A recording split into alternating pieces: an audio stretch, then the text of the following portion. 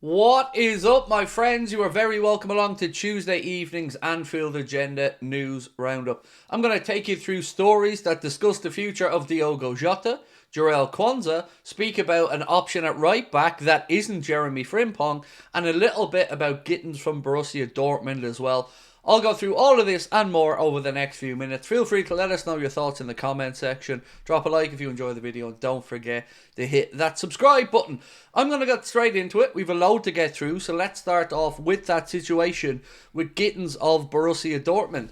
There was a couple of reports yesterday that suggested that he had now told Borussia Dortmund that he wanted to depart at the end of the season and that a preferred destination was the Premier League.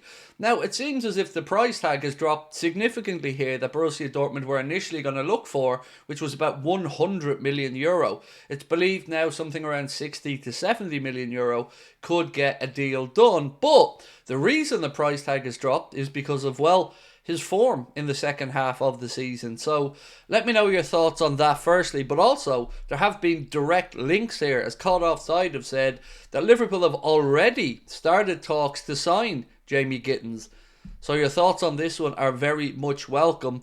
Came through at the Manchester City Academy, obviously went over then Borussia Dortmund, doing relatively well over there, and has always been mentioned with the possibility of a move back to the Premier League. So let me know in the comments what you think there, and do you think 60 to 70 million euro, which is about what, 50 to 56, 57 million pound, is a good deal?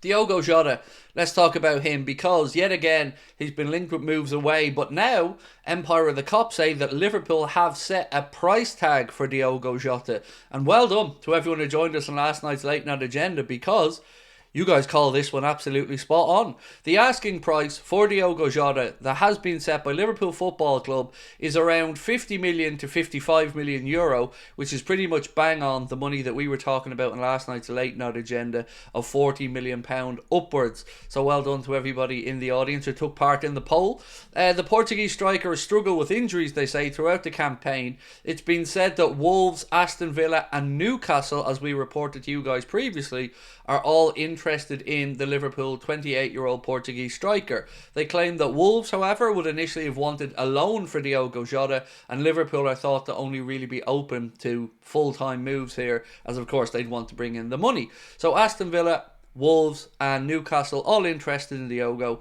About a 40 to 47 million pound price tag being put on by Liverpool, and again I would not be surprised this summer to see both himself and Darwin Núñez moved on. Look, if we got that money in for Diogo, as an example, spend it on the likes of Liam Delap and then bring in the other number 9 to take Darwin Núñez's place, and I think that makes the jump for Delap a bit more manageable. So let's talk Football Insider for a second, because believe it or not, they've run a story that said that Liverpool could be a destination for Jarell Bowen. Let me read through. This piece was with a former scout, I think a Blackburn Rovers scout, and he said, the chance to play for Liverpool would appeal to any player. It's an opportunity to win trophies and play at the highest level. He's happy at West Ham, he's very highly thought of there, and is still getting in the England squad. But if he didn't make a move which would boost his career, I'd be very surprised. A footballer's career is very short, so you've got to make the most of these opportunities. So I think they will be open for a move to Liverpool if it comes, but first there'll have to be an offer which the club deem acceptable. And of course they go on to mention that any offer would be a high one. Now again, Bowen's age is probably what would act against him here. He's 28 years of age. I've always been a massive fan of the idea of Jarell Bowen coming to Liverpool, but I just never see it happening. I think it's been too long now. He signed a long-term deal at West Ham as well. So I just don't see it happening, but I've always been a fan and always thought that he would work very, very well in our team. So let's move on, team talk. And they say that they have identified, or Liverpool have identified, a potential replacement at right back for Trent Alexander-Arnold. Now, of course, we know that Conor Bradley will be there or thereabouts, but many of us have been asking, will the Reds still dip their toes into the transfer market?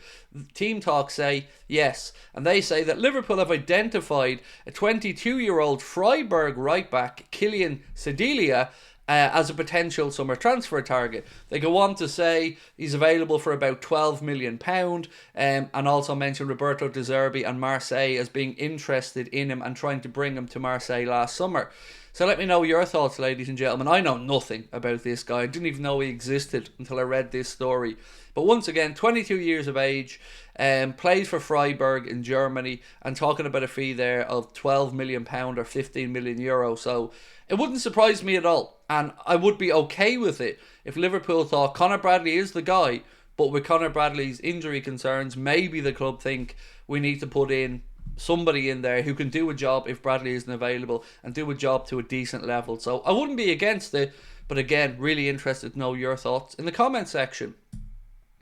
Now, we're going to move on to speak about Quansah and a potential move for him with a ridiculously low price tag. But beforehand, again, people who were with us last night for the late night agenda will know that we spoke about the idea that maybe the manager just doesn't trust Quansah. And we asked in a poll, and 74 or 75% of people said that they believe that Arne Slot doesn't trust Jarell Quansah. And that, of course, opens the door for a potential summer move. But Frank Leboeuf, former Chelsea player, said this on ESPN about Quansah and the fact that Arne Slot didn't seem to trust him over the last few games, going with Curtis Jones instead at right back. This is what Leboeuf had to say. If I'm Quansah, what do I think? You have to put Jones at right back when you take Canade out. You put in, I don't know, somebody else in the middle of the park, and you keep Quansah on the bench. Something is wrong with the coach. Thoughts on that one? It does seem a strange decision to me, and I've posed this question quite a bit.